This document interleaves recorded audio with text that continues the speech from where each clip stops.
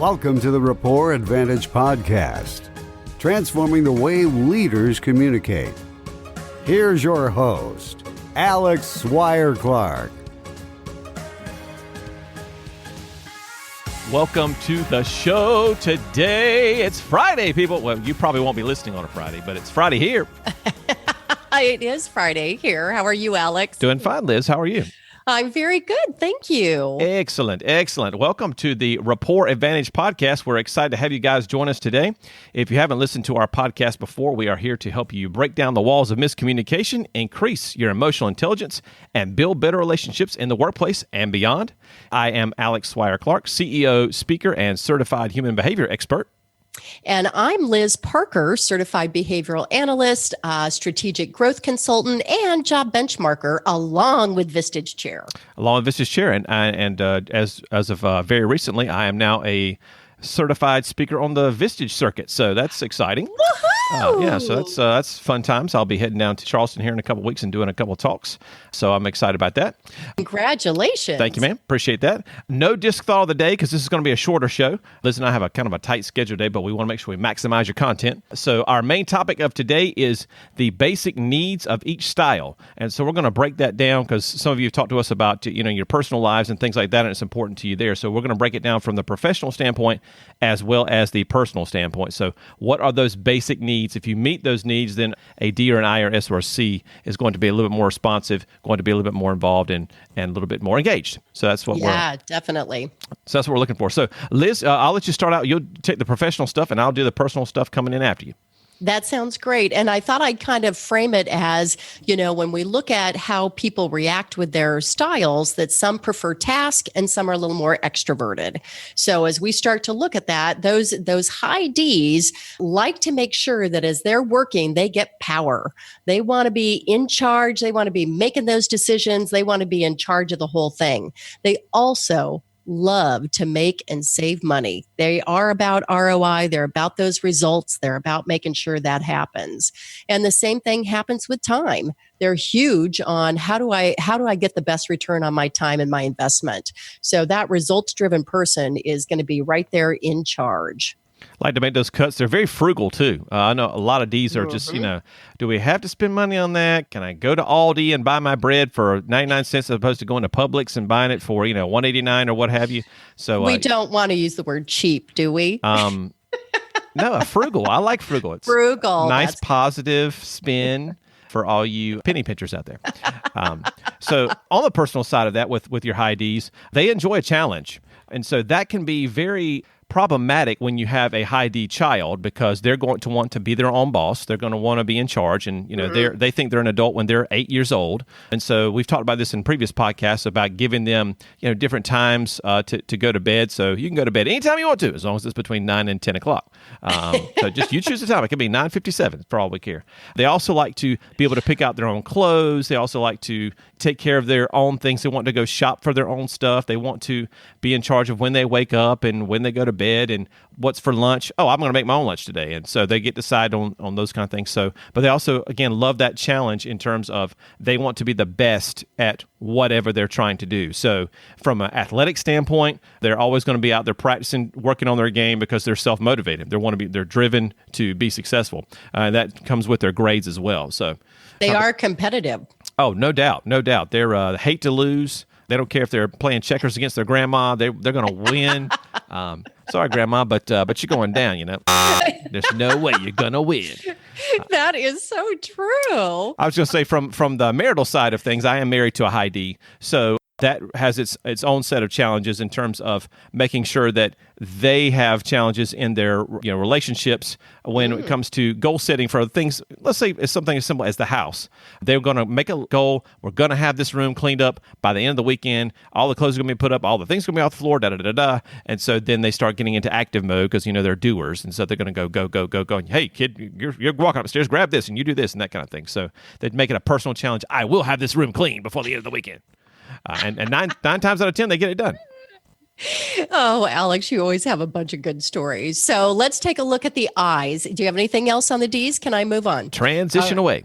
Perfect. Then if we look at the eyes are very people focused and they get their energy from being around others. So if you think about positions in companies where it might be HR, it could be customer service, it could be salespeople, they want recognition.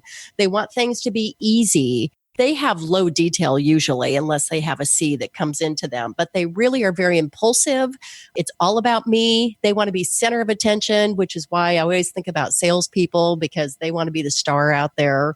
And it is important to give them recognition. That's how it feeds their ego. So it's one of the things to keep in mind when you're working with those I people. Yeah, a lot of trophies, a lot of plaques on the wall. Very proud of that. Very proud of their degrees, hang them very prominently in their office spaces. And generally, from even the clothing perspective, oh, look at this crazy little new tie I got. Because they'll say, hey, Bill, where'd you get that tie? And that kind of feeds the conversation again, as you said, feeds that ego. And that's great as long as it's under control. And we've talked about that in previous podcasts, is that if one of those things that you have to be mindful of if you're an I is not comparing your ego to somebody else's in terms of your own skill set. Oh, man, he's a much better salesman than me. I don't want to be around him, right, and get that jealous factor going on, which, again, most of you, if you're grounded well enough, you're not going to go down that road. Definitely. So from the personal side of things, eyes, as you said, like to be the center of attention. They're great hosts for parties, great getting others involved with things. So if you have a high I spouse, just know that there are going to be social events that are going to be occurring a lot. And if you're maybe an S or a C, you're going to have to tag along and smile, play nicely, and that kind of thing, because the eyes are going to be, hey, honey, you all right? Okay, and they're off in there. Hey, Bob, or hey, Sally, and they're off and doing their thing. So from the social aspect, they're all about that. From the aspect of the parent-child relationship, your high eyes are going to be creative. They're going to be all about discovering new things, exploring different options, not really settling on one thing. Oh, I want to try violin today. And then 2 weeks later, oh, I want to try French horn today. And so be patient with them in terms of knowing that there are going to be a lot of kind of flittering around from kind of like a bee from flower to flower to flower. But eventually they settle in on the things that they enjoy doing. But during that time period, when they're that 4th grade through 8th or 9th grade kind of time frame, that's a chance for them to really explore and just kind of discover who they are. And I do have a high I child, and so she's wants to play strings, but she also wants to play oboe, and she also wants to be a cheerleader, but she also wants to be a judge. And I'm like, okay, well, we're just going to just explore all these things as long as the budget allows. So. Oh, that's good, Alex. So if we look at moving on to the S's, and I know you have some experience with this, I'm married to an S, but let me hit the professional side. The S's are very people-oriented as well, but they're more of getting their energy from being alone. And so when you think about that, they're very into safety and security. If you've ever found that you have changed the office furniture on somebody and they've come in and freaked out, it's because you changed their environment. They're not big change agents. They want to have things the same way. They like routine. They want peace of mind. They want affiliation with other people. They are perfect team players. They are the most valuable people. They are loyal to the bone. They will be right there to support whatever you need. So if you are a team leader, go find some S's to be right there to actually support you in what needs to be done. So they like recognition on a small individual scale quietly, not the big scale like guys are. Right. They like that appreciation versus the recognition. So a pat on the back, kind of a quiet moment, or an individual handwritten note, those kind of things are really, really fueling the S's mindset. And you made a great point, Liz, that they're so loyal. And when you get those S's in the C-suite, they're going to always be about what's the safest play. Versus the D, which is going to be what's the most aggressive play. Ooh, here's what's going to happen if all of the dominoes fall correctly. And the S's are going to be, well, how many times in the past have the dominoes all fallen right? Probably like once out of 73. So, I don't necessarily. So they're very risk averse personally and professionally. So when it comes to the personal side of things, they're going to be, from the financial standpoint, investing. If you've got a spouse who's going to be an S, they're going to be about security.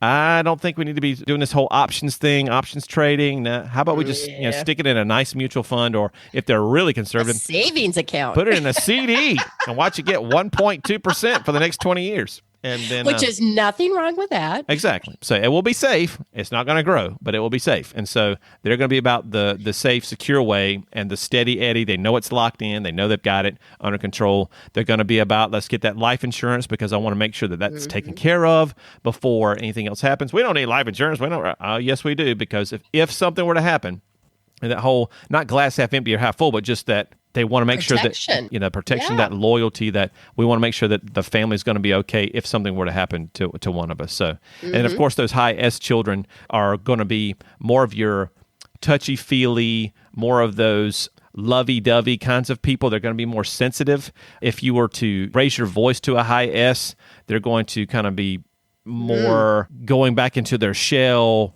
less responsive. Versus if you yell to high D, they're like, okay, I can yell louder. Let's go. Rawr. And so you can't necessarily scream and get through to an S.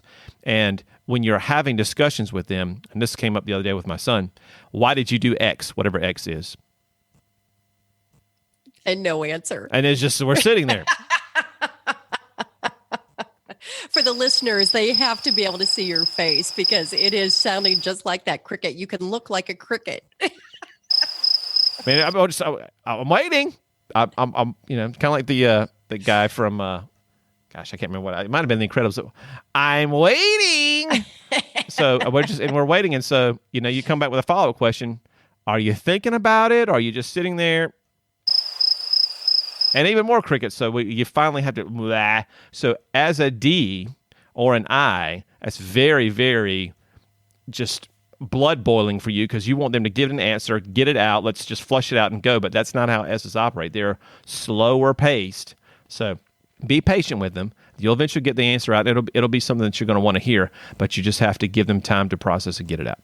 That's great, Alex. Well, as we start to look at what the C's all about, the C's also are very reserved and they're more task focused. They are not people focused. So as we look at the C's, they're all about power as well. It's power as it deals with data and factual information. So as we think about those CFOs and we think about the accountants and we think about the number crunchers, the analyzers, they want to make and save time. They also want to make and save money.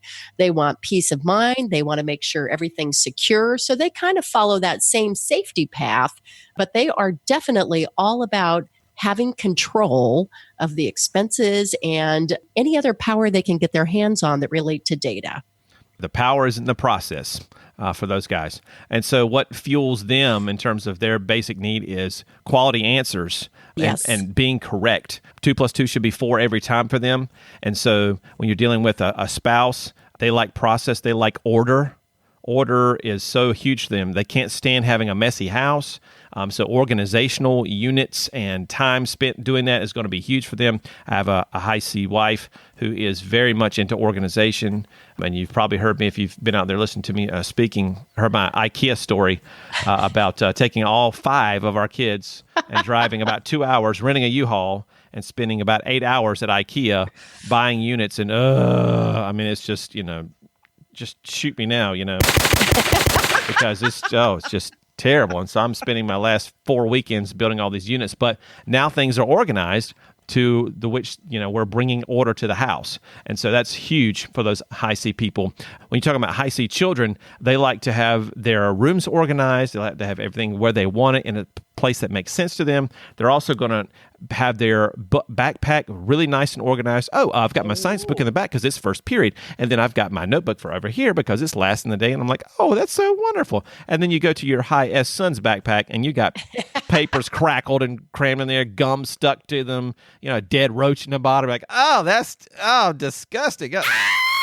What are you doing, man? That's nasty. But that's the difference in personality style. So when you're a high C parent trying to work with a high S or a high I child to get them organized, good luck to you. It's frustrating, I bet. Very frustrating. And then, of course, the other side of that is true, too, that as a high I or high S adult working with a high C child, it really is a hands-off kind of approach because, they are reserved. I got it. I don't need your help. It's all good. It's organized exactly the way I want it. But what if my brain is wired so that this makes sense to me, and that's the way I'm going to do it. Okay, well, Yes. You go. That's fine. You know, I come on this show just so I can listen to the stories because it is so entertaining listening to how your house runs with 5 children. I swear you are a saint. It provides good topics when I'm doing my keynotes. I never have to borrow anybody else's stories. I've got all my own stories. It's crazy.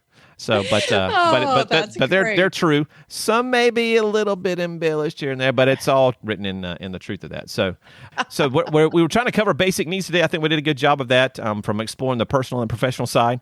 Again, as always, if you got any questions, you can send us an email. Liz at ltresults.com. My email, contact@alexswire-clark.com. There's a hyphen in there somewhere. You can go to the website to get in touch with us. RapportAdvantage.com. Liz is over at ltresults.com. Call us. We're on LinkedIn. As always, we're trying to make sure that we're available to you when you have those questions, or if you need us to come in and work with you, we'd certainly be happy to do that. Also, if you're interested in getting an idea about what your personal style is, the last time you took it, I think I was a C or maybe I was a D. I can't remember. Then just head over to the RapportAdvantage.com and click on the Rapport Store tab, and the Rapport Store link will get you right to the assessment page. We've got them in English, Spanish, French. We've got fitness ones. We've got all kinds of good stuff over there. Even ones for children that we talked about in our last episode. That's right. So, can I just mention one thing that I think that some of these businesses that actually are using the disc, if they haven't thought about it, getting their staff to listen to the podcast can help reinforce how they can work more effectively. So those of you that are CEOs out there or other business leaders, try and pass this on to your staff, because it'd be a great way for you guys to have discussions at your weekly meetings. That's right. It's just a nice reinforcement tool. So even if you can't afford to, bring me or you in to have a conversation with them, if they're listening to this, they're getting that data, and then that'll spurn questions and be good discussion for those meetings and sessions like that.